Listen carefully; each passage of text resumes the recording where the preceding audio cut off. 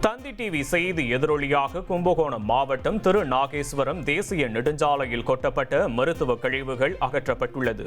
ஊசி, இரத்த மாதிரிகள் மற்றும் பல்வேறு மருத்துவ கழிவுகள் சாலையில் கொட்டப்பட்டது. இதையடுத்து மாசு கட்டுப்பாட்டு மாவட்ட பொறியாளர் கண்காணிப்பில் அகற்றப்பட்டது.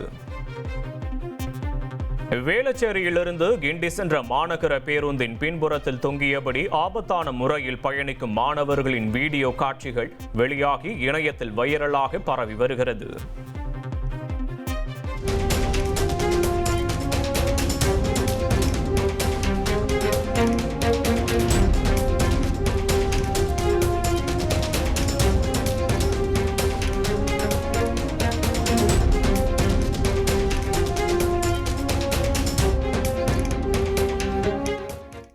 திருச்செந்தூர் சுப்பிரமணிய சுவாமி கோவில் முன்பு உள்ள கடற்கரையில் கடல் அரிப்பு ஏற்பட்டுள்ளது. எனவே பக்தர்களுக்கு பாதிப்பு ஏற்படக்கூடும் என்பதால் கோயில் நிர்வாகம் சார்பில் கம்புகள் அமைத்து தடுப்புகள் உருவாக்கப்பட்டுள்ளது.